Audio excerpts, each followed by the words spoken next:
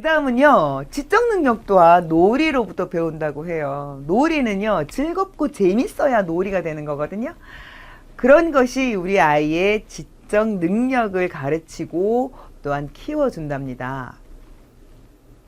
첫 번째 할 이야기는 아이의 지적 능력은요, 엄마가 제공하는 놀이를 통해서 발달한다고 하죠. 그래서 우리 엄마들이 다양한 놀이를 준비할 필요가 있어요. 엄마들이 좀 사명감을 가지고 오늘 우리 아이랑 뭘 놀아줄까가 맨날 스트레스다 이러지 마시고 놀잇감은 늘렸어요. 아이들한테는 모든 것이 놀잇감이 되기 때문에 다양한 것들을 이용해서 아이들과 놀 수 있도록 엄마들이 고민들을 좀 하시면 좋을 것 같아요. 그리고 놀이가 재밌으면 아이들이 다양하게 마음에 있는 감정들을 솔직하게 표현할 수 있는 아이로 스스로 만들어가게 한대요. 아이가 솔직하게 자신의 감정을 표현해내는 것도 놀이를 통해서 가능하다 그러고 그 놀이가 재미있어야 된다 그러죠. 사실은 엄마랑 아이랑 교감이 잘 이루어지면요, 애지간하면 아이들은 참 재밌다, 흥미를 느끼거든요. 왜? 엄마랑 함께 있는 것만도 좋으니까. 근데 엄마랑 교감이 잘 안 돼. 엄마랑 있는 게 불편해. 왜? 엄마가 내 마음을 몰라주니까. 이럴 때는요, 아이가 엄마랑 뭘 해도 재미가 없어요. 무엇을 해도 아이가 재미를 느끼지 못하고 흥미를 느끼지 못하는 거죠. 새로운 것을 가지고 와도 흥미를 느끼지 못하고 재미를 느끼지 못하게 되는 거예요. 그래서 우리 엄마가 아이와 교감을 먼저 하는 것이 중요하다는 거죠. 아이와 교감을 하는 첫 번째 키워드 뭐라 그랬나요? 눈 맞춤. 맞아요. 눈 맞춤이에요. 아이랑 자주자주 눈 마주쳐 주시고, 두 번째는 그때마다 칭찬해 주는 것. 그것이 우리 아이와 엄마를 정서적으로 교감하게끔 만들고, 그것이 또한 좋은 놀이, 재미난 놀이, 흥미있는 놀이의 바탕이 되어진다는 거 잊어버리지 마시기 바랍니다. 자, 그 다음에 부모의 행동을 보고 아이가 간접적으로 경험을 한다고 하는데요. 그리고 그것을 자연스럽게 놀이로 체득을 하게 된다고 합니다. 엄마가 하는 행동은요, 옛말에 애들 보는 앞에서 물도 못 마신다 그러죠. 그만큼 아이들은 부모가 하는 걸 그대로 따라 배워요. 그대로 따라하게 돼요. 아이들의 놀이를 보면 어른이 어떻게 사는지가 나온대요. 여러분 잘 아시겠지만 그 짱구는 못 말려 이런 그 애들이 보는 만화 있어요. 그죠? 걔네가 6살, 7살 그렇게 된 애들이에요. 걔네가 모여서 소꿉놀이 같은 놀이를 할 때가 있어요. 자, 그럴 때 보면 진짜 애들을 보는 앞에서는 물도 못 마시는구나, 잘해야겠다 이런 생각이 들어요. 아이들이 거의 뭐 엄마의 삶을, 부모의 삶을 재현하면서 놀죠. 아니 돈도 못 벌어다주면서 어디서 잔소리야 막 이런 얘기들을 7살짜리 애들이 막 하는 걸 보잖아요. 그죠? 우리는 7살이 그렇게 하니까, 그런 말들을 하니까 재밌다고 웃지만 부끄러워해야 되는 일입니다, 사실. 그래서 아이들은 직간접적으로 엄마의 모습을 그대로 닮아가기 때문에 가능하면 아이 앞에서는 좋은 것을 보여주도록 노력할 필요가 있다는 거예요. 얼마 전에 그 안녕하세요인가 지난번에 한번 나온 거 봤더니 엄마 아빠가 술 먹는 걸 너무 좋아해서 저녁에 퇴근하면 늘 술판 벌여서 술을 마셔요. 그랬더니 아이가 늘 야구르트 병 가지고 엄마랑 짠 건배하고 아빠랑 짠 건배하고, 그리고 맨날 엄마 아빠한테 술 따라주고, 엄마 아빠는 취해서 자고 피곤한 데다가 취하니까 일찍 자고, 애는 혼자 놀고.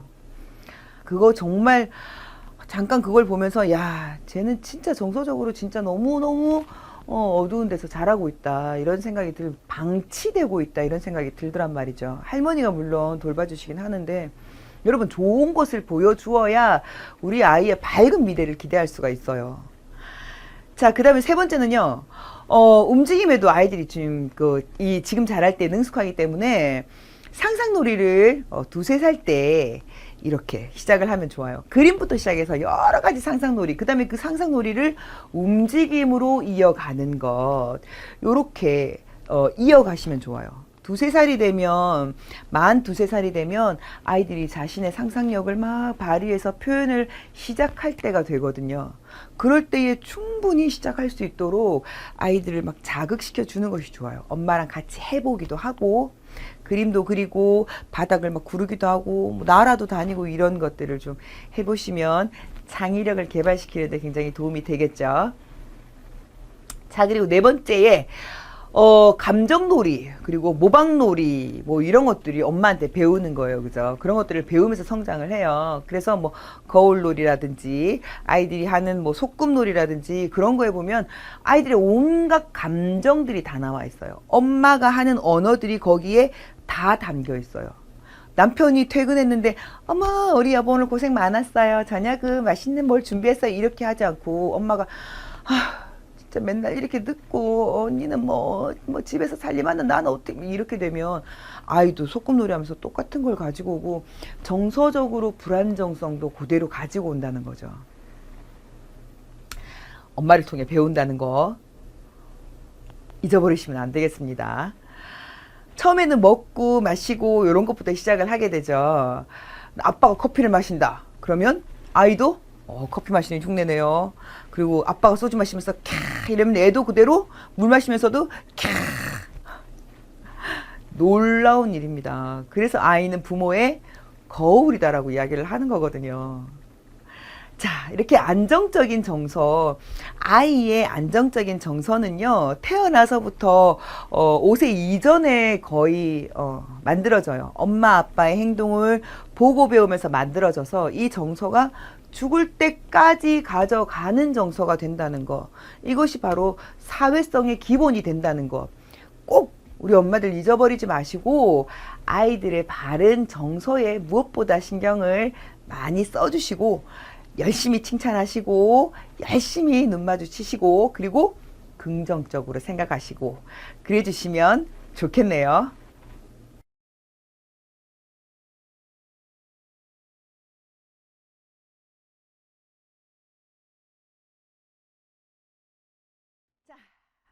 다음은요.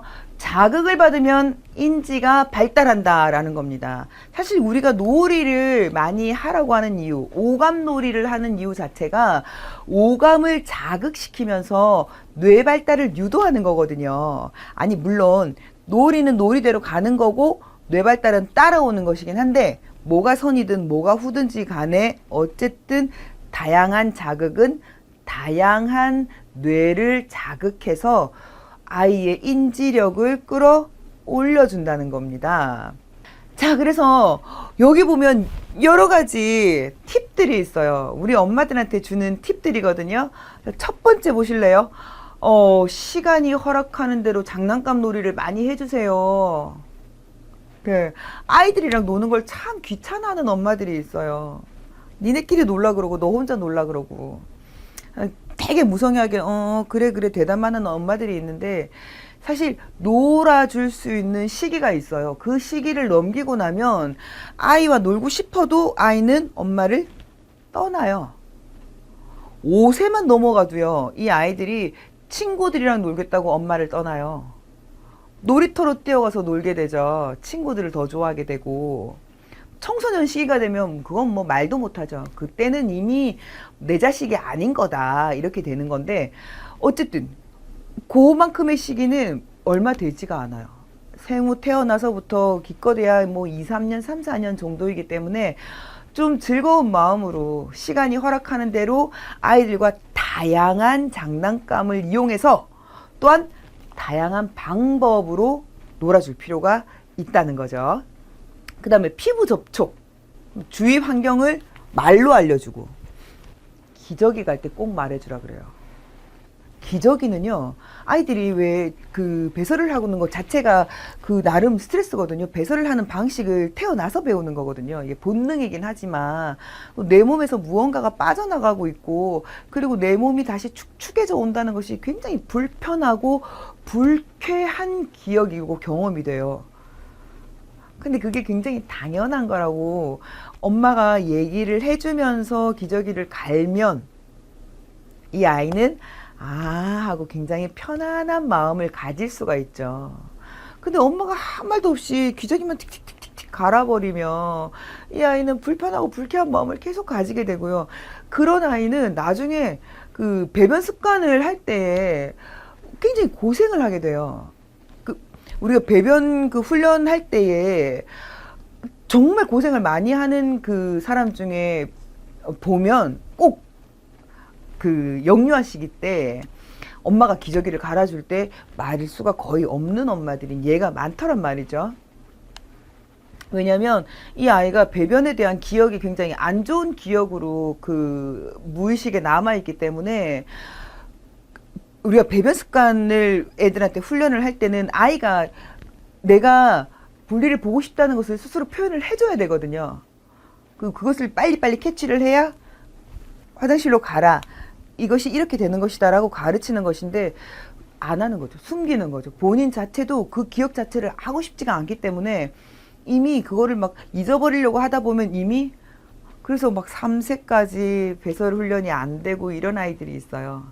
그래서 기저귀를 갈 때는 꼭 웃으면서 좋게 말을 해줄 필요가 있어요. 야, 오늘 보니까 와, 우리 애기 똥 색깔 너무 예쁘다. 와, 건강하게 잘 자라고 있는 거구나. 뭐 이런 식으로 자, 이야기를 좀 해주고 와, 기저귀 새 거로 바꿨네. 아우, 기분 좋아. 그지? 이런 것들 자주자주 이야기를 좀 해주시면 아이가 편안하고 건강한 정서로 자랄 수 있을 겁니다.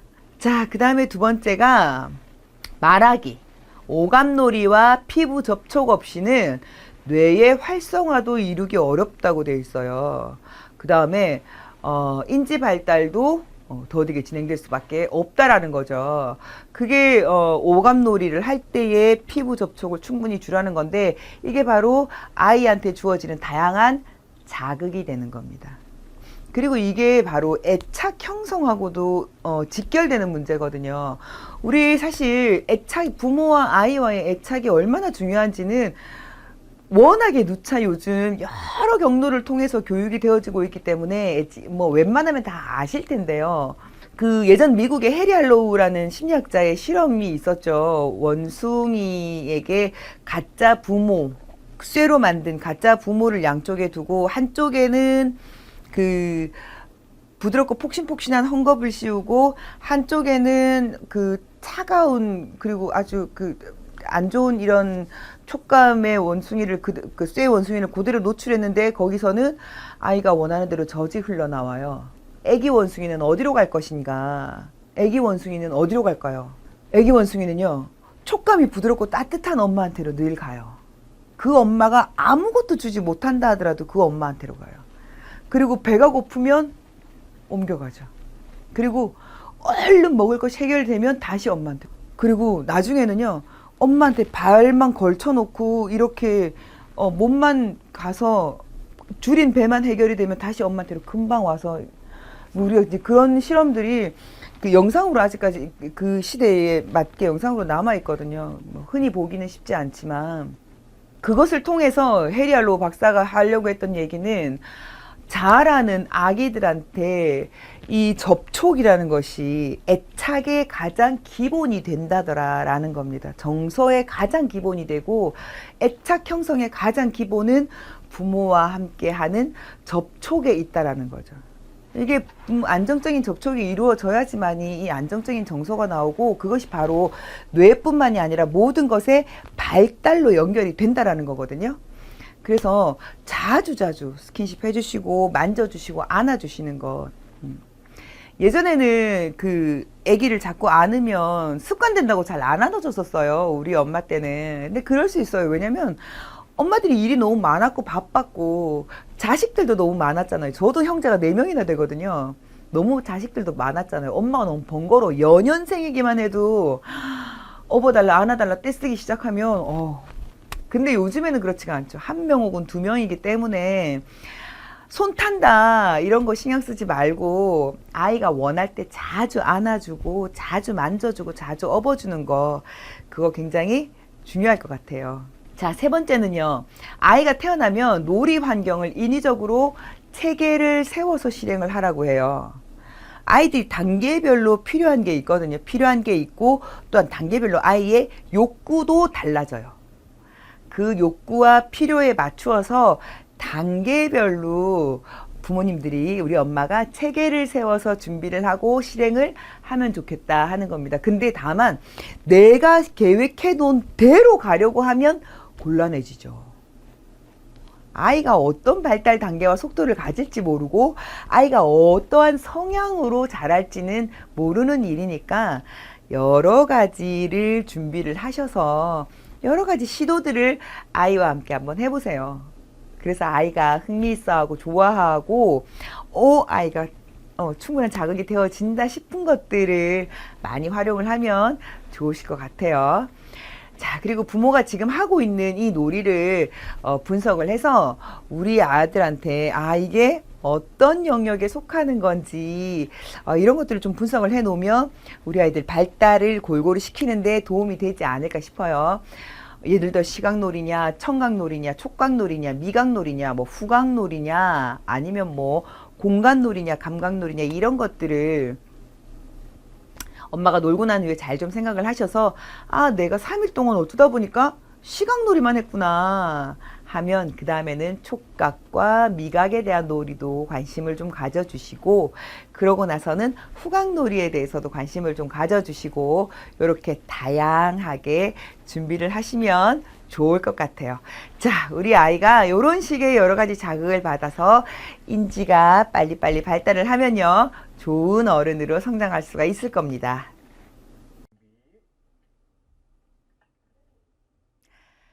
이번 시간은 유아놀이에 대해서 이야기를 나눠보도록 할게요.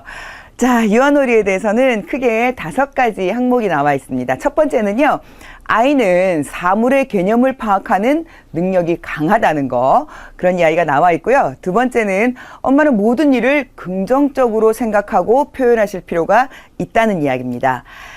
그리고 세 번째는요, 3세 때, 우리 아이들이 3세 때라고 하면, 태어나서부터 만 36개월 정도 되는 아이들은 수용 언어 400개 정도의 단어를 이미 알고 있다는 이야기입니다. 자, 그리고 네 번째는요, 영재는 우리 엄마들, 우리 아이들이 태어나면 우리 엄마들 대체로 우리 아이가 영재다 이런 느낌을 강하게 받을 때가 많아요. 저도 물론 우리 아이를 키울 때 저는 저희 아이가 천재인 줄 알았어요. 그런 것처럼 영재를 다 꿈꾸고 있을 텐데 영재는 어떤 아이가 영재인가 잠깐 보도록 할 거고요. 그리고 마지막으로 5번째는 음치는요, 음의 높낮이를 잘 인식하지 못하는 아이들을 음치라고 한다. 그 음치에 대한 이야기를 또 나눠보도록 하겠습니다. 요즘은 특히 창의력과 예술 영역에 대해서 많은 관심들이 있기 때문에 음치 혹은 뭐 둔치 이런 것에 대해서 관심들이 굉장히 높으세요. 어렸을 때부터 아이들의 그 신체 발달을 위해서 운동을 가르치는 분들도 많지만 그와 더불어서 음악을 가르치는 분들도 굉장히 많으시죠. 피아노부터 출발을 해서 뭐 바이올린이라든지 플룻 같은 것을 배우기도 하고요. 초등학교도 이미 1학년 들어가기 전에 유치원에서도 뭐 오카리나라든지 여러 가지 음악들을 가르치곤 하는데 뒤늦은 아이들이 있어요. 다른 아이들에 비해서 음을 잘 쫓아가지 못하는 아이들이 있는데 그런 아이들, 어떤 아이들이 그런 아이인지 음치에 대해서도 잠깐 이야기를 나눠보도록 하겠습니다. 저희 아이는요, 어렸을 때 생맹 판정을 받았었어요. 저는 같이 가서 생맹 판정을 봤는데 책자를 가지고 이렇게 펼쳐서 보잖아요. 왜 숫자, 여러 가지 색깔 안에 있는 것의 숫자나 그림을 아이가 보고 맞추어 내는 건데, 내 눈에는 보이는 숫자가, 우리 아이 눈에는 보이지 않는 거예요. 그래서 저는 답답한 마음에 옆에서 찔러서 일러주고 했거든요. 68이잖아. 준아 안 보여? 53. 5자 안 보여? 막 이렇게 그랬더니 의사 선생님이 하지 말라고 그러시더라고요. 저는 개인적으로, 우리 아이가 이 색을 구분을 못한다기보다는 아마 그림을 잘 판독을 못하는 게 아닐까 이런 생각을 해서 다시 검사를 받고 또 다시 검사를 받고 초등학교에 입학해서도 다시 검사를 받고 초등학교 고학년이 되어서도 다시 한번 검사를 받았었거든요. 근데 역시나 생맹이더라고요. 글쎄요, 생맹이다. 생명이라고 하는 것이 사실 이 사회생활을 하는데 불편이 있는 것은 아니거든요. 특별히 이 아이가 뭐 디자인을 전공을 한다라든지 미술적 분야에 전공을 한다라든지 그런 것이 아니라면 일상에서 색을 구분하는 데는 뭐 하등 불편이 없어요. 예를 들자면 저희 아이는 군청색 계열의 생명인데 군청색의 계열만 검정색으로 보이는 거죠. 짙은 파랑색이라든지 뭐 군청색이라든지 뭐 혹은 청록색 뭐 이런 정도도 잘 보이지 않더라고요.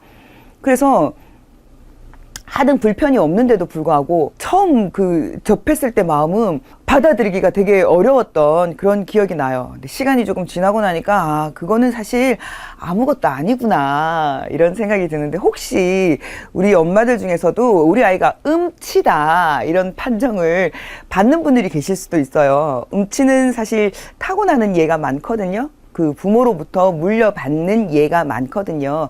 후천적으로 음치가 되는 예도 있지만, 그랬을 때 그래, 우리 아이가 음에 대한 개념이 좀 떨어지는구나. 근데 생활하는 데는 아무 지장도 없고 다른 쪽 분야에 장점이 충분히 있으니까 그것들을 개발하면 되겠다. 요렇게 좀 편하게 생각을 해주시면 될 것 같습니다. 뭐 장애다 이렇게 생각을 하지 마시고, 저는 진짜 그쪽 색쪽 분야의 장애다 이런 생각이 들어서 굉장히 속상하고 잠깐 뭐 짧은 시간이었지만 슬펐던 기억이 나거든요. 자, 그리고 지금 시간에 이제 유아놀이에 대한 이 이야기들은 우리 아이들이 어떤 잠재력을 가지고 있나, 그리고 이 잠재력을 우리 엄마와 함께 어떻게 개발해낼 것인가 하는 이야기를 하고 있습니다.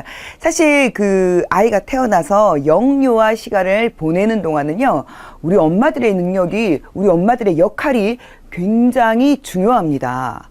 왜냐면요, 우리 아이들이 사실은 백지로 태어난다고 생각을 하는 분들이 많은데 실은 그렇지는 않아요. 각자 자신의 능력, 자신이 잘할 수 있는 거, 자신의 성향, 자신의 기질 같은 거는 가지고 태어나거든요.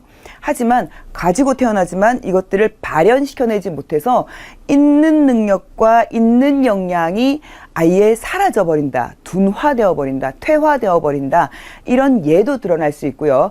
그리고 어떤 경우에는 크게 가지고 있지 않았던 자질과 능력임에도 불구하고 우리 엄마들이 그 유아 때 아이를 어떻게 놀아주고 키워주느냐에 따라서 이 아이의 능력이 훨씬 크게 발현이 되어진다, 이런 예도 우리가 주변에서 심심찮게 볼 수가 있습니다.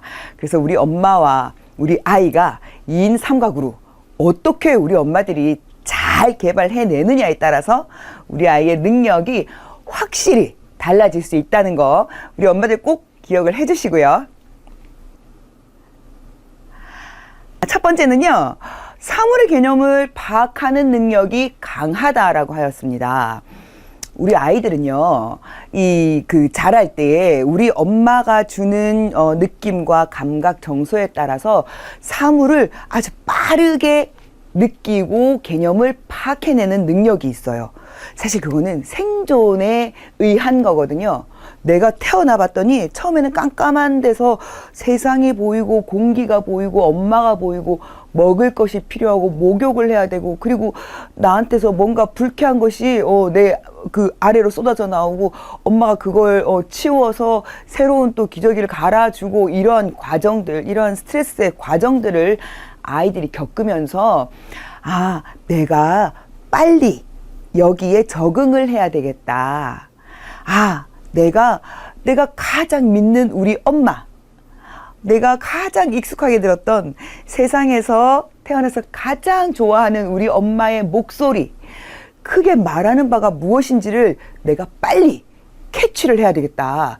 이런 욕구를 아이들은 가지고 있어요. 그게 생존에 의해서 본능적인 건데, 그래서 우리 아이들은 사물을 개념을 파악하는 능력이 아주 강합니다. 아주 빨리 그것들을 드러낼 수 있거든요.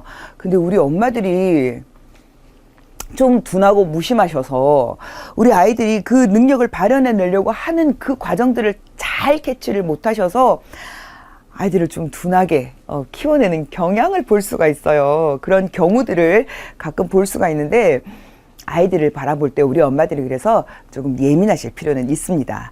자, 첫 번째 한번 볼까요?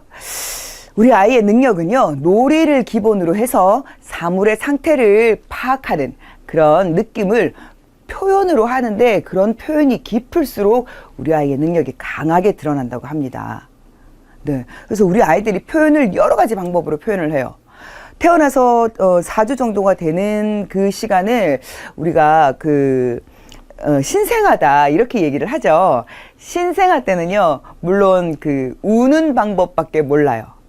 내가 불편해도 울고, 내가 배고파도 울고, 더워도 울고, 추워도 울어요.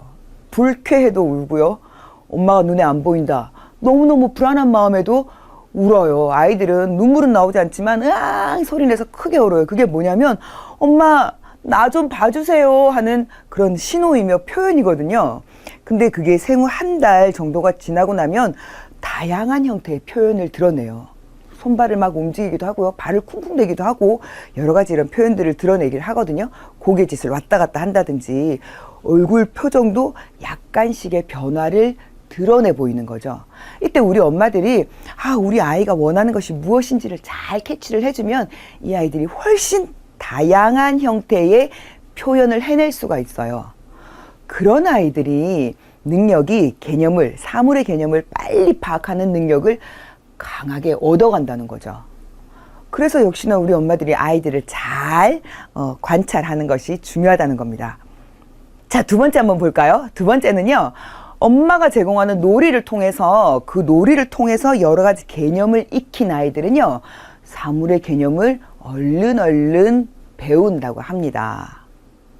아이들이 배워내고 익혀내는 개념이 뭐 별게 있을까 싶지만요, 이 아이 때에 우리가 성인까지 갔을 때 배우는 것의 대부분을 배워내거든요.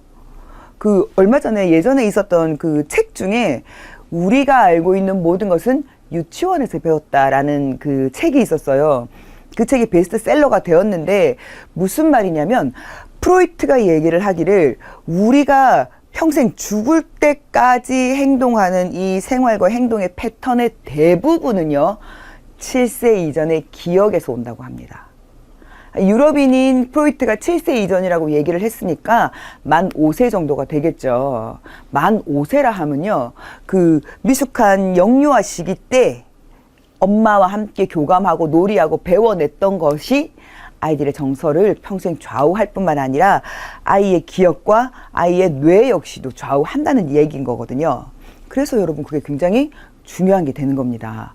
그래서 모든 것은 시기가 있으니까요, 피곤하고 좀 힘들어도 우리 엄마들이 아이들이랑 함께 재미나게 놀아주는 것을 게을리하지 말아야겠다. 그것을 좀 마음에 다시 한번 각오를 다지셨으면 좋겠어요. 대신 아이가 잠잘 때는 옆에서 1시간씩 같이 주무세요. 괜찮으니까.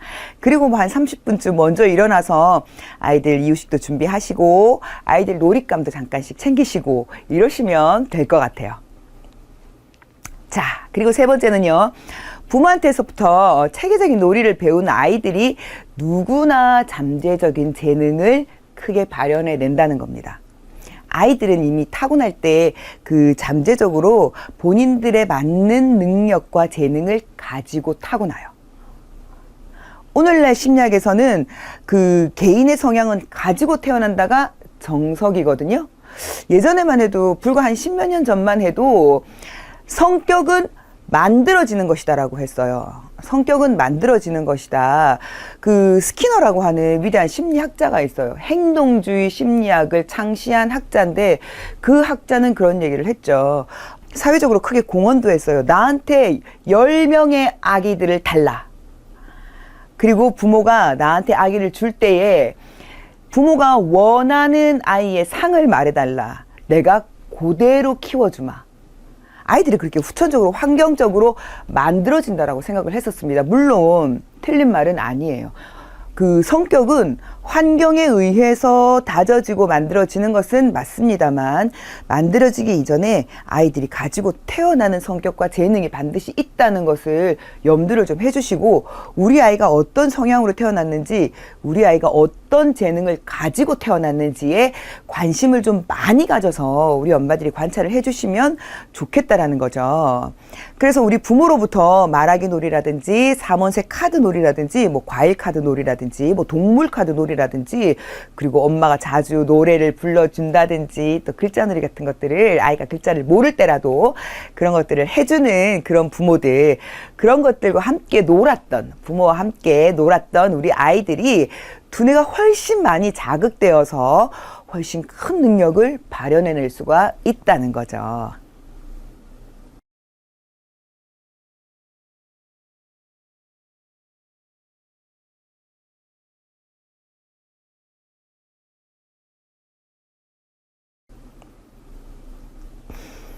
우리 부모들이 실행하는 오감놀이를 통해서 기능을 일찍부터 체계적으로 우리 아이들이 개발을 해가는데, 사실 이렇게 체계적으로 아이들을 놀아주고 교육시켜준다는 건 쉬운 일은 아니에요. 특히나 우리 엄마들은요, 유럽이나 서구의 다른 뭐 학습을 잘하는 나라의 엄마들에 비해서 학구열 하나는 진짜 높아요. 대한민국의 역사는 사실 짧고요. 우리나라 역사는 길어야 뭐 70여 년 정도가 되죠. 해방 이후니까. 대한민국의 역사는 짧고요. 반으로 똥가리가 나 있어서 땅은 좁고요. 인구 밀도는 굉장히 높아요. 그리고 우리나라 아이들이, 우리 인구들이, 우리 그 국민성 자체가 사실 서구 유럽에 뒤지지 않을 만큼 좋은 두뇌와 좋은 자질을 가지고 있는 민족이거든요. 그래서 좋은 인재들이 모여있는 집단이에요. 이 한반도 남한이요. 당연히 경쟁도 굉장히 치열하겠죠. 굉장히 경쟁이 치열할 거예요. 그래서 어렸을 때부터 어떻게든 똑똑하게 키우려고 우리 엄마들이 갖은 애를 많이 쓰는데, 사실 그것 자체가 엄마한테도 또 아이한테도 스트레스가 됩니다. 가르쳐야 되겠다. 우리 아이를 정말 그 똑똑한 아이로 키워내야 되겠다. 이런 욕심을 사실은 살짝 내려놓으시고요. 아이들과 함께 다양한 형태의 자극을 주면서 놀아준다라고 생각을 하시면 우리 아이들이 능력을 개발하는데 훨씬 스트레스 없이 잘 개발이 되고 잘할 수 있을 겁니다.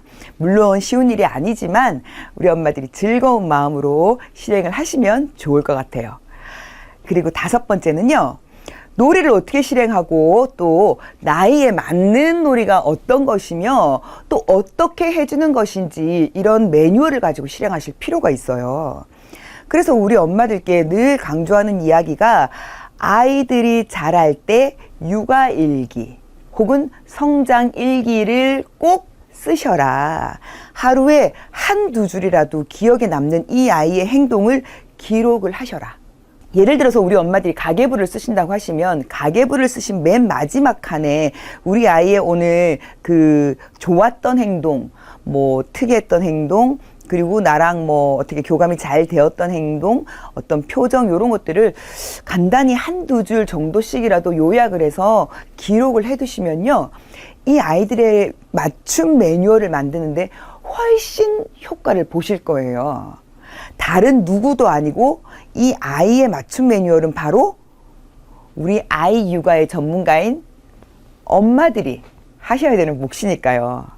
6번째 이야기도 비슷한 이야기예요. 아이들을 기르는 방법은요, 일정한 규칙이나 규범이 있을 수 있어요. 또는 그렇지만 아이를 키우는 그 규칙과 규범은 아이마다 또 다를 수도 있어요.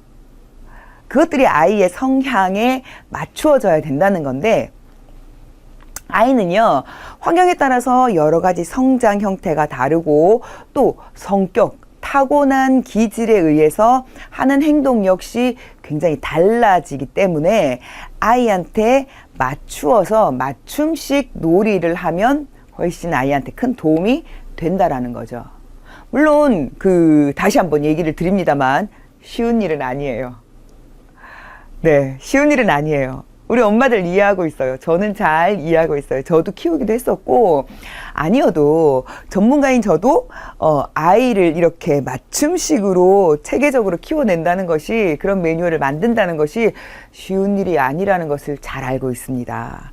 그래서 정말 우리 내 아이 하나를 위한 육아 전문가가 되고자 하는, 그래서 열심히 공부하고 정보를 찾으려고 애를 쓰는 우리 엄마들에게 저는 진심으로 응원을 보냅니다. 잘 되실 거예요. 조금만 애를 쓰시면 사실은 뭐 한 8살, 9살 정도만 돼도 크게 한시름을 놓게 되거든요. 와, 우리 애가 진짜 하루하루 잘하는 게 다르다. 이게 정말 눈에 보이거든요. 다 크고 나서 어른이 되고 나서 6살, 7살 별것 아니고 다 똑같은 애 같아 보이지만 잘할 때 보면요. 5살 다르고 6살 다르고 7살 다르고 8살 다르고요. 8살, 초등학교 1학년 때랑 초등학교 2학년이 확실히 달라요. 행동 패턴이 완전히 달라져요. 그거를 우리 엄마들이 어떻게 키워내느냐에 따라서 아이들이 이렇게 적응하고 받아들이는 것이 다르기 때문이니까 우리 엄마들 힘을 내시고 아이들을 위해서 그 육아일지 열심히 쓰시고 성장일지 열심히 쓰시면서 아이들에게 맞는, 그 시기에 맞는 매뉴얼을 잘 만들어서 육아를 해보시기 바랍니다. 엄마는 모든 일을 긍정적으로 생각한다 라고 되어 있습니다. 엄마는 모든 일을 긍정적으로 생각할 뿐만 아니라 엄마는 모든 일을 긍정적으로 표현하실 필요가 있어요. 왜냐면요, 아이는 엄마의 거울이니까 그렇습니다.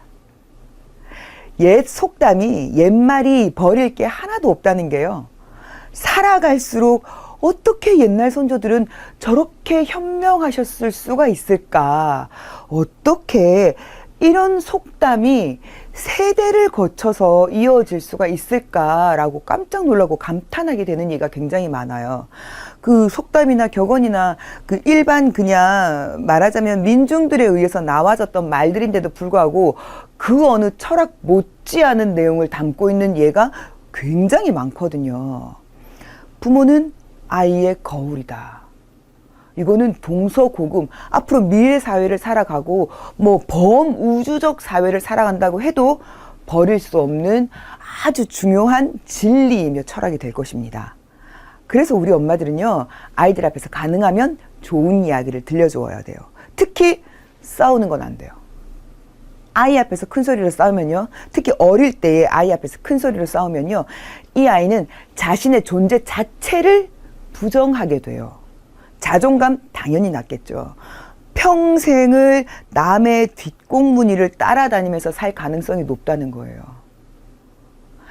예전에 재밌는 이야기 중에 이런 이야기가 있었어요. 동화 이야기 중에 제목이 꽃감도라는 건데, 제가 되게 어렸을 때 초등학교 때 그 읽었던 그 동화책 안에 있었던 내용인데 재미가 있어서 안 잊어버려지는 이야기거든요. 어떤 가장이 있었는데 결혼을 하고 되게 소심한 가장이에요. 그래서 사회적인 활동을 거의 못하고 살다 보니까 집안이 거의 몰락을 했어요. 양반의 집안이었기 때문에 가진 재산이 있었음에도 불구하고 본인이 늘 사회적인 활동을 못해서 집안이 쫄딱 망하게 생겼어요. 처자가 굶고 있으니까 어떻게든 돈을 벌어야 되겠다. 그리고 이제 집에서 잔소리도 많이 듣고 이러니까, 그래서 그 이웃에서 얻어온 꽃감 몇 개를 가지고 장사를 하러 나갑니다. 근데 꽃감을 팔려고 꽃감 사세요를 도저히 입에서 나오지 않아서 못하는 거죠. 그래서 이렇게 그냥 이러고 있는데 옆에 누가 잣을 팔러 나왔어요. 그래서 옆에서 누가 잣 사세요 하니까 붙어 있다가 조용히 꽃감도 이렇게 했다는 이야기가 있습니다. 그런 이야기가 기억이 나는데, 이런 아이가 될 가능성이 높은 게 부모가 싸우는 데서 자란 아이예요. 전 되게 재밌었던 이야기인데. 자, 어쨌든 한번 볼게요. 첫 번째 이야기 한번 볼까요? 아이가 사용하는 낱말은요, 감정을 표현하는 단어가 대부분이에요. 아이들은 엄마로부터 처음에 받을 때 정서를 먼저 받거든요. 그렇기 때문에 감정을 표현하는 단어가 대부분입니다.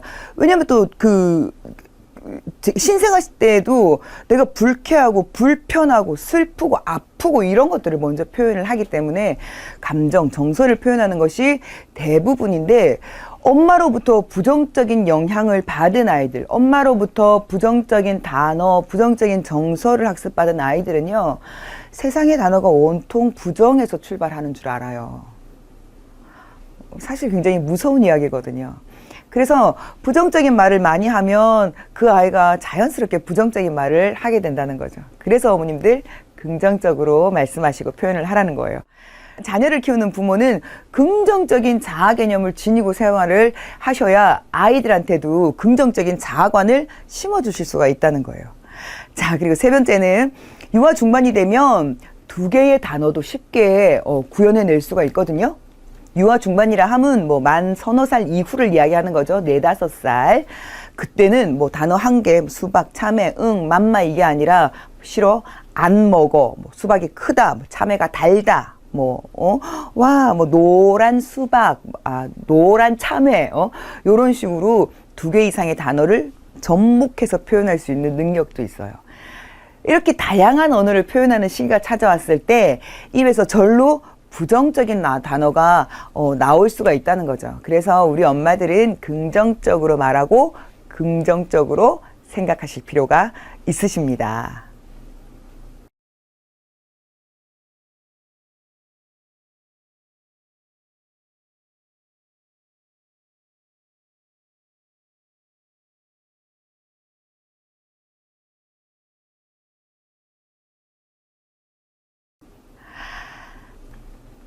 수용 언어 400단어를 알고 있다고 해요. 놀라운 일이죠. 근데 왜 말을 안 하냐고요? 이 아이는요, 수용하고 있는 언어예요. 엄마로부터 배워서 언어의 개념을 파악을 했다라는 이야기예요. 그래서 어떤 식으로든 표현을 해낸다라는 거죠. 비언어라고 하죠. 말 이외의 것으로 표현해내는 것을 비언어라고 하는데, 사실 우리는 여러 형태의 비언어를 사용하고 있어요. 지금 저만 해도 저도 모르게 강조를 해야 되겠다 싶으면 손이 이렇게 나가는 예가 있죠. 비언어인 겁니다. 사실은 인간이 언어를 사용하면서부터 비언어를 사용하는 확률이 줄었지만, 언어를 이제 배우는 아이들은 머릿속에 언어는 많은데요. 지금 3세 때 이미 400단어거든요. 400개의 언어를 가지고 있는데 표현하는 거는 조금 더디기 때문에 비언어로도 많이 표현을 해요. 여러 가지 손짓, 발짓, 몸짓. 그래서 주의 깊게 관찰하는 습관이 중요한 거죠. 우리 아이가 무슨 얘기를 하는지 잘 보면요, 우리 엄마들이 상상할 수 없을 만큼, 상상을 초월할 만큼 놀라운 비언어의 표현을 해낸다는 겁니다. 왜? 400개 이상의 단어를 이미 수용을 하고 있기 때문이거든요. 다만 맘마, 엄마, 아빠, 쉬, 이 정도만 표현한다고 해서 우리 아이가 그 정도만 알고 있구나라고 생각하면 오산이라는 겁니다. 자, 첫 번째는요, 우리 아이가 영하 12개월 동안 엄마한테서 배우고 익힌 오감놀이를 통해서 기본적으로 사용하는 단어의 수는, 표현하는 단어의 수는 불과 몇 개 되지 않지만 유아 2세 전후로 해서요, 아이가 평균 수용하고 있는 단어는 400개가 된다라는 겁니다. 그리고 그것들이 어떤 형태로 표현이 되어지는데, 우리 엄마들이 그걸 캐치해내지 못하면 아이들의 기억은 단기 기억이니까 잊어버리겠죠. 자꾸 표현을 유도를 해내야 되는 겁니다. 두 번째는요, 여기서 수용이라는 건 언어로 말하는 것이 아니고 마음속으로 개념을 이미 파악하고 있다는 뜻이다. 그래서 48개월 이후가 지나면요, 말을 잘 할 수 있는 시기가 되면 그때 그 수용을 했던 단어가 거짓말처럼 봇물 터져 나오듯이 쏟아져 나오게 돼요. 우리 애가 언제부터 저렇게 말을 잘했지? 이런 생각이 들 만큼 한순간에 문장을 쫙 연결해서 표현을 해내게 되는 거죠. 근데 우리 엄마들이 잘 캐치를 못하고요, 아이가 사용하는 단어에 제한을 두면 늘 우리 엄마들이 아이한테 말을 별로 걸지 않으면서 그냥 맘마, 찌찌, 아파, 이놈, 안 돼, 아니, 하지만 요런 정도의 단어만 듣고 또 아이가 사용하는 단어만을 가지고 아이를 판단하고 평가를 해버리면요, 아이들이 가지고 있던 단어, 수용하고 있던 단어들도 잊어버리게 되기 때문에 나중에 다른 애들이 문장을 잘 구사할 때도 문장 구사력이 더뎌질 수 있어요. 단어만 나열하게 되는 수가 있다라는 거죠. 그런 것에 대한 책임은 사실 우리 엄마들한테 있을 수가 있어요. 그러니까 우리 엄마들이 아이들을 찬찬히 잘 보시고, 아, 우리 아이가 저렇구나. 우리 아이 표현이 벌써 이렇구나. 야, 우리 아이 표현이 여기까지 왔구나. 이렇게 좀 이해를 하실 필요가 있다는 겁니다. 사실은 비언어의 표현을 많이 사용할 수 있도록 우리 엄마들이 그 적극적으로 아이들을 유도해 내시면요, 훨씬 창의적인 아이들이 될 수가 있어요. 인간이 언어를 사용하면서부터 창의력이 줄어들었다라고 얘기를 하거든요. 언어 하나에 기대기 때문에 자꾸만 논리적으로 말로 표현하려고 하는 것들, 그래서 말로 표현되어지지 않는 것들에 대한 사고를 자꾸 버리기 때문이라고 합니다. 근데 여러분, 상상의 공간은요, 어쩌면 말로 표현되어지지 않는 것에서부터 출발하는 것일 수도 있어요. 태초에 인간이 하늘을 나를 수 있다는 생각을 누가 했겠어요? 고대 그리스 신화에 보면 그 하늘을 나르는 이야기가 나오죠. 그 이카루스의 날개라고 해서 다이달로스가 그 아들 이카루스와 함께 큰 날개를 만들어서 그 도망을 쳤다. 그런데 이카루스가 하늘 너무 위로 올라가서 태양 가까이까지 올라가는 바람에 그 날개 깃이 하나하나 떨어져서 추락해서 죽는다라는 이야기가 있는데, 그게 이제 인간의 꿈인 거죠. 하늘을 날고 싶어 하는 인간의 꿈, 인간의 욕망. 근데 그건 고대의 신화인데 아주 오랫동안 그것이 실현되어지지 않았어요. 그러나 인간은 그런 것에 대한 꿈을 꾼다는 겁니다. 그래서 어느 날 만들어졌잖아요. 누군가에 의해서. 우리가 비행기를 만든 사람은 라이트 형제다라고 알고 있는데, 라이트 형제요, 당연히 말로 표현하기 어려운 것들을 표현해냈을 겁니다. 만들어냈을 거라고요. 그래서 우리 아이들이 창의력이 있는 아이, 오늘날처럼 예술적 감각과 창의적 감각, 그런 생산적인 감각이 있는 아이로 키우시고 싶으시다면, 가능하면 아이들이 말을 배우는 시점에 12개월, 24개월이 넘어가는 그 시점이 되었을 때에 아이들이 표현하는 여러 형태의 비언어에 주목하실 필요가 있어요. 그리고 그걸 잘 관찰하셔서 잘 이해를 해주시면 이 아이들은 보다 많은, 보다 다양한 형태의 비언어를 그 표현을 해낼 것이고요. 그렇게 다양한 그 비언어의 표현이 재미를 붙인 아이들이 나중에 언어 영역도 훨씬 발달을 하고 창의적인 영역도 훨씬 크게 발달을 한다는 사실을 잘 기억을 하시기 바랍니다. 다음 이야기는요, 둔재와 영재의 차이점에 대한 이야기입니다. 우리 엄마들 아이 키우시면서 야, 우리 아이 영재구나 이렇게 느낄 때가 간혹 있으실 거예요. 옛날 어른들이 그렇게 이야기하셨죠. 아휴, 자식 키우면 하루에 10번씩 12번씩 거짓말쟁이가 된다더니, 저도 그런 얘기 많이 들었거든요. 저희 엄마한테도 그렇고 시어머니한테도. 막 우리 아이 천재라고 전화를 바리바리 해서 자랑을 늘어놓고 하면 굉장히 어른들은 시큰둥한 반응이세요. 막 그랬어? 얘가 그랬단 말이야. 야, 진짜 대단하다, 이런 게 아니라, 아이고 애엄마 거짓말쟁이 된다더니 또 그런다 끊어라 막 이렇게. 진짠데 왜 모르지? 이런 마음이 있었는데, 둔재하고 영재의 차이는 이렇게 종이 한 장의 차이랍니다. 흔히 바보와 천재의 차이가 종이 한 장의 차이라고 이야기들을 하죠. 예전에 그 영화 포레스트 검프라는 영화가 있었어요. 그 주인공이 포레스트 검프라는 단어의 뜻 자체가 바보라는 뜻이죠. 그래서 이 포레스트 검프가 사실 그 미숙한 아이로 태어났어요. 엄마가 아빠 없이 이제 이혼을 해서 엄마가 혼자 아이를 기르고 있는데, IQ가 75였답니다. 그 아이를 보통 아이와 똑같이 일반 학교를 보내려고 엄마가 애를 써요. 근데 학교마다 찾아가면 교장 선생님이 안 된다라고 얘기를 해요. 규정상 IQ 80 이상이 되어야지만이 보통 학교에 들어올 수 있다. 근데 이 아이는 75밖에 안 된다. 그러니까 특수학교로 보내시라. 근데 엄마가 기를 쓰시죠. 아니, 꼴랑 많이도 아니고 IQ 5밖에 차이가 안 나는데 우리 아이가 마이너스 5밖에 안 되는데 우리 아이가 IQ 30이다 20이다 이러면 모르겠지만 IQ 80하고 비교했을 때 5밖에 차이가 안 나는데 어떻게 우리 아이를 특수학교에 보내느냐. 아니다. 우리 아이는 너무나 평범한 아이다. 너무나 일반적이고 다른 아이와 똑같다. 그 엄마는 그 건프한테도 포레스트 건프한테도 늘 그런 얘기를 강조를 해요. 건프야, 포레스트야, 너는 다른 아이들과 똑같단다. 너는 다른 아이들과 다른 면이 하나도 없단다. 걱정하지 마렴. 너는 사회생활을 잘할 수가 있고 훌륭한 어른이 될 수가 있다. 엄마는 너를 꼭 일반 학교로 보내겠다.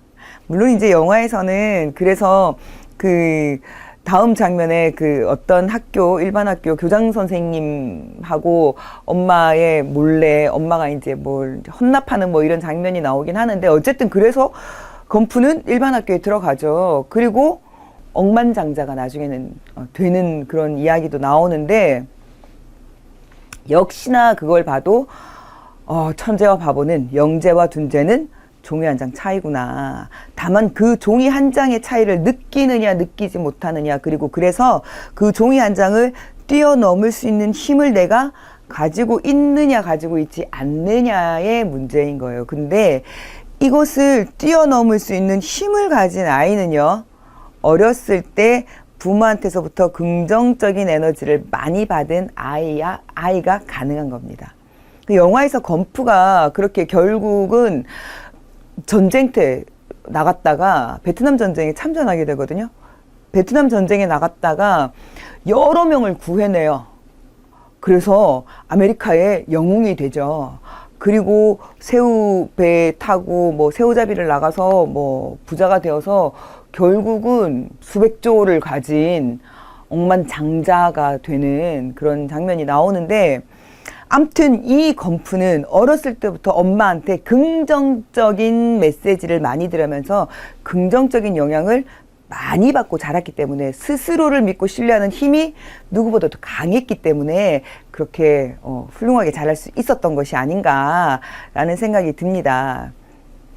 1500개의 문맥을 어떻게 기억하고 있는가, 그것들을 그래서 어떻게 내가 잘 조합해서 표현할 수 있는가에 따라서 영재와 둔재가 결정이 된다.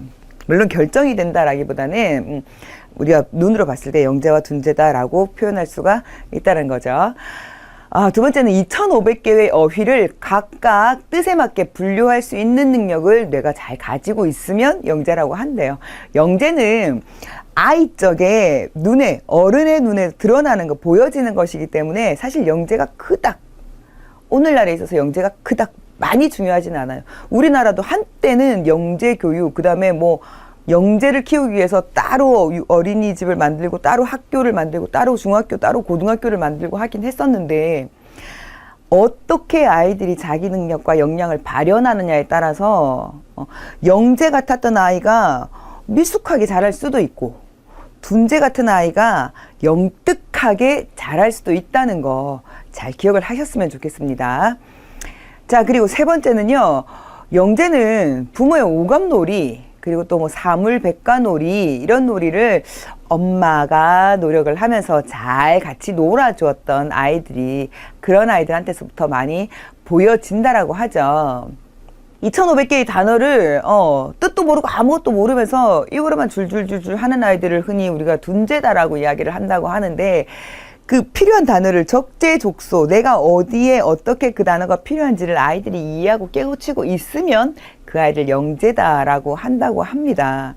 제가 되게 저희 아기가 되게 어렸을 때, 저희 아들이 되게 아기일 때 이웃에 비슷한 또래의 아이를 키우는 엄마가 있었어요. 썩 친하지는 않았는데 가끔 공원에서 만나곤 했었는데 저희 아이가 이제 뭐 맘마 쭈쭈를 겨우 표현을 하는 무렵에 이 아이는 굉장히 어려운 코끼리 이런 단어를 하기도 했었거든요.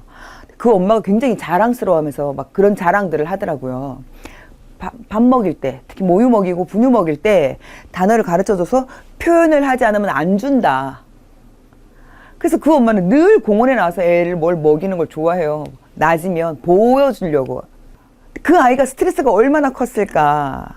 그 아이가 과연 잘 자랐을까? 이거는 사실 별개의 문제인 거죠. 이 아이가 단어를 알고 단어를 배웠다기보다는 당장 생존이 급해서 먹어야 되니까 했을 뿐이니까 그 엄마는 이 아이를 영재로 키운 것이 아니라 둔재로 키웠다라고 밖에 볼 수가 없다라는 겁니다. 자, 영재와 둔재는 이런 차이를 가지고 있다고 해요. 그래서 하나를 알아도 어디에 쓰이는지 쓰일 수 있는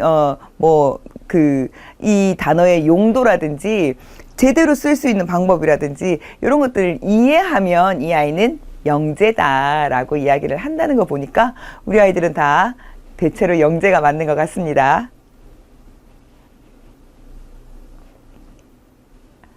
다음은요. 영재는요. 자기 개념의 특수성을 지니고 있다. 단어가 좀 어려워요. 그죠? 자기 개념의 특수성. 네. 첫 번째는요. 엄마의 노력이 아이의 능력을 높이는 가장 중요한 키포인트다라고 했습니다. 엄마가 엉뚱한 노력을 하면 곤란하다는 거죠. 그때에 맞게 엄마들이 노력하고 애써주실 필요가 좀 있다는 것인데 엄마 노력의 제일 첫 번째는요. 관심이에요. 이 아이가 힘들어하나 즐거워하나 재밌어하나 불편해하나 스트레스를 받지는 않나 그것을 관찰하는 관심. 그게 이 아이를 영재로 만드는 핵심 키워드다라고 생각을 하시면 될 것 같아요. 영재를 지능검사 IQ로 보면 130, 140 이상 되어야 영재로 구분 한다라고 합니다. 그렇게 돼야 규정 짓는다고 합니다. 자, 두 번째는요. 가드너가 영재를 규정하는데 언어지능, 논리수학지능, 공간지능, 신체운동지능, 음악지능, 인간친화지능, 자기성찰지능 이런 이야기가 나오고 있습니다. 가드너는요. 지금 현재 미국에 현존하고 있는 심리학자예요. 지금 그 하버드대를 나와서 지금 현재의 하버드대 대학원 교수로 재직하고 계세요. 심리학과 발달심리학을 가르치는 교수로 재직을 하고 있으면서도 다른 학교도 출강을 간혹 하실 만큼 70이 넘은 나이에 왕성하게 활동을 하고 있는 심리학 박사입니다. 이 가드너가 예전에 그 IQ만으로 그 인간의 지능을 측정을 했다면 1970년대에 가드너가 인간을 IQ만 가지고 지능을 평가하는 것은 잘못된 것이다. 인간의 지능은 다양한 종류가 있다. 그래서 어떤 지능은 되게 높을 수 있고 반면 어떤 지능은 되게 떨어질 수도 있다. 근데 IQ는 요거를 뭉덩그려 묶어서 평균을 낸 거기 때문에 바람직하지 않다라는 이론을 냈어요. 그게 바로 다중지능 이론이라고 하는데 그 다중지능 이론이 바로 내용이 바로 요겁니다. 90년대에 들어서 이 7가지에 한 가지가 추가가 되었어요. 이 자연과 환경이 나빠지면서 자연 친화 지능이 하나가 더 추가가 돼서 가드너의 다중지능 이론이 총 8개가 되는데 그 이야기는 조금 이따가 나눠보도록 하고요. 세 번째로는요. 기본으로 광범위한 분야의 지식을 바탕으로 사물의 본질을 잘 알고 있으면 영재다라고 했습니다. 사물의 본질을 안다. 그러니까 이 사물이 어디에 쓰이는 것인지 무엇을 하는 것인지를 아이가 인지하고 이해하고 있다라고 하면 영재다라고 할 수 있다라고 하는 거죠. 그래서 그 단어만 앵무새처럼 조잘조잘 하도록 키우는 건 별 의미가 없다는 겁니다. 이 아이가 지가 하고 싶은 말을, 지가 필요한 말을 지금 요때 요 단어가 필요한데 바로 그 단어를 선택해서 사용할 수가 있느냐. 또는 그런 형태의 형용사, 감정 표현을 할 때에 배가 고프다, 나 지금 배가 고프다를 표현할 때에 그런 식의 표현을 제대로 해낼 수 있느냐 하는 것이 영재와 둔재의 차이라는 거죠. 제대로 잘 표현을 할 수 있으면 영재다라고 하고요. 바로 그 영재, 제대로 표현할 수 있는 것을 만드는 가장 중요한 방법은 우리 엄마들이 잘 놀아주는 것입니다. 잘 놀아주는 것입니다. 어렸을 때부터 여러 가지 오감놀이를 통해서 우리 아이들에게 충분히 자극도 주고 뭐 사물의 용도 뭐 이런 것들을 잘 알려주면 영재로 자라는 데는 문제가 없을 것 같습니다. 그죠?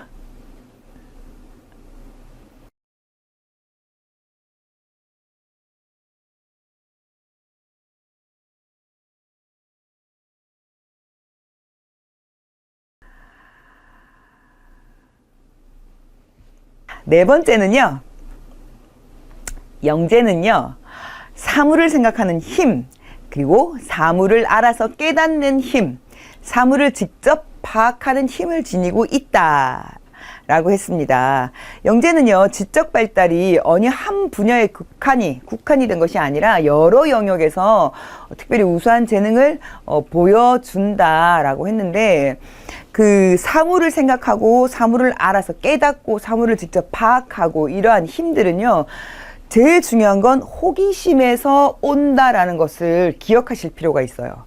그래서 호기심이 많은 아이로 키우시면 영재로 자랄 확률이 높은데, 호기심이 많은 아이로 키우려면요, 사실 아이들은 누구나 호기심이 많아요. 왜냐면 태어나서 눈을 떠서 세상을 보니까 온통 모르는 것 투성이에요. 온통 모르고 새로운 것 투성인 거죠. 왜 불을 켜면 세상이 화났고, 엄마가 불을 끄면 왜 세상이 어둡고, 뭐 그런 여러 가지 것들 있을 겁니다. 그죠? 왜 이건 맛있고, 맘마는 맛있고, 나는 왜 배가 고프며, 쟤는 왜 밝고, 쟤는 왜 굴러가고, 저기는 우리 엄마가 어떻게 앉을 수가 있고, 나는 여기 어떻게 누울 수가 있고, 이런 여러 가지, 호기심들이 많이 왕성하게 생길 거예요. 그때 생기는 호기심마다의 자극을 적절하게 잘 주면 이 아이는 굉장히 훌륭하고 똑똑하게 자랄 수가 있고요. 그때 그 자극을 자꾸만 제지해버리면 그 아이는 둔하게 자랄 수밖에 없어요. 그리고 소심하고 소극적인 아이로 자랄 수밖에 없는 거죠. 그런 분들이 간혹 계세요. 알 필요 없어. 어린애가 뭘 알려고 그래. 안 돼, 그거 하지 마. 그러는 거 아니야. 그냥 앉아 있어. 얌전히 있어. 요런 말들을 주로 입에 붙여놓고 사시는 분들이 간혹 보이세요. 그 아이는요, 그 어렸을 때부터 호기심이 계속 차단당하는 습관만 길렀기 때문에, 호기심은 나한테 유용한 것이 아니구나라는 것을 이미 체득을 해버리는 거죠. 두 번 다시는 걔는 자랄수록 호기심을 불러오지 않습니다. 당연하죠. 호기심만 가지고 오면 엄마가 짜증내는데 어떻게 그게 옳은 것이다, 좋은 것이다 라는 생각을 할 수가 있겠어요. 무의식 중에. 내가 어떤 것을 질문하는 것은 주변을 불편하고 화나게 만드는 거구나. 나는 아무것도 질문해서는 안 되는 존재다. 질문은 나쁜 거다라고 생각하고 자라게 될 가능성이 높아요. 그래서 아이들의 호기심을 자연스럽게 자꾸 유도를 해내야 아이들이 이렇게 그 생각하는 힘, 인지하는 힘, 깨닫는 힘들을 키워갈 수가 있다는 겁니다. 그런 아이들이 영재로 자랄 수가 있고요. 그런 아이들이 그런 여러 가지 개념들을 이해하게 된다라는 거죠.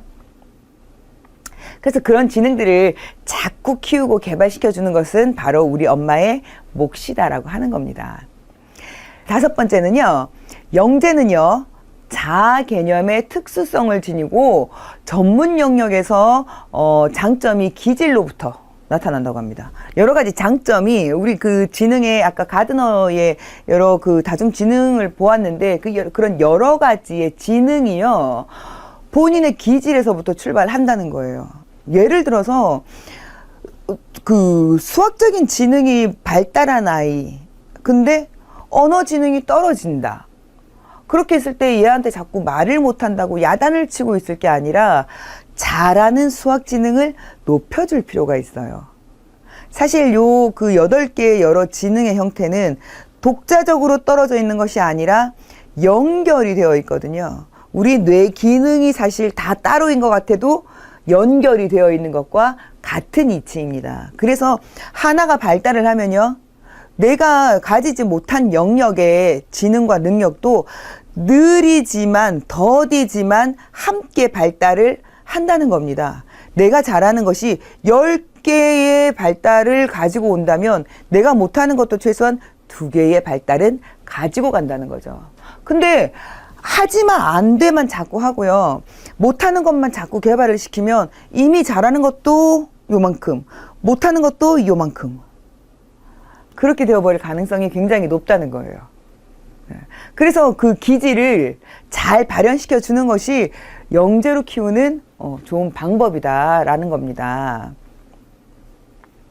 그래서 어린 나이 때에 와, 이 아이의 영재성이 보인다. 근데 나중에 이 아이가 둔재가 돼버렸다. 엄마 책임이라는 거죠. 죄송하지만 엄마의 책임입니다. 엄마가 잘 못하신 거예요. 영재성이 보이는 이 아이의 재능을 엄마가 잘 끌어내주지 못한 거예요. 나도 먹고 살기 바쁜데 걔를 언제 그럴 틈이 있어. 물론 그렇게 얘기하시면 할 말은 없습니다만 아이 때에 최소한 3, 4년 정도를 이 아이에게 집중하는 것은 사실 엄마로서 굉장히 당연한 의무이거든요. 그래서 우리 그 영재가 잘 못 자라는 건 엄마의 책임이다. 우리 아이의 영재성이 보인다 했을 때 우리 엄마들이 조금만 더 관심을 가지시고 우리 아이들을 끌어내 주시면 좋겠다라는 거죠. 그러면 이 아이가 훨씬 더 크게 자신의 능력을 발현해내면서 자랄 수 있다라는 겁니다. 그 포레스트 검프 이야기를 하였지만 검프는 처음에는 다리도 사고 이후로 다리도 처음에는 그 의족을 하였던 아이거든요. 근데 그 아이가 결국은 그 의족을 떨치고 본인이 스스로 걷게 되는 계기가 나와요. 그것 또한 스스로를 믿는 힘. 그 스스로를 믿는 힘은요, 엄마가 주었던 긍정의 영향. 그거였다는 거죠. 성인이 될 때까지도 인간에게 가장 중요한 힘과 에너지원의 근원은요, 나를 믿는 힘이거든요. 무엇이든지 간에 나는 할 수 있어. 나는 할 수 있어 라고 하는 거. 여러분 시크릿이라는 걸 아시고 계실 거예요. 내가 믿는 대로 간다는 거. 내가 믿는 대로 이루어지더라라는 거. 얼마 전에 실제로 오늘날 심리학이 뇌과학이 굉장히 발달을 하면서 심리학 영역이 과학의 영역으로 확실하게 자리 잡고 발달을 계속하게 된 거거든요. 최근 10년 안에 심리학이 근 100년간에 걸쳐 이루어냈던 것 이상으로 발달을 했다라고 하는데 그게 이제 뇌과학이 발달하면서인데 최근 심리학에서 뇌를 연구한 결과 실제로요 된다라고 믿었을 때 일어나는 일이 뇌에 의한 작용이었다라고 하는 것이 증명이 되었어요. 신기하죠? 그건 기적이야 라고 하는 일이 기적이 아니라 실제로 뇌가 된다라는 주문에 맞춰서 움직여 가서 될 수 있게끔 길을 찾아내더라는 거죠. 그래서 우리 엄마들이 긍정적인 에너지를 우리 아이한테 계속적으로 전해주면 우리 아이는 어렸을 때 보였던 그 영재성이 실제로 천재로, 실제로 이 사회에 꼭 필요한 인재로 성장을 할 수 있을 거라는 거 꼭 기억해 주시기 바랍니다.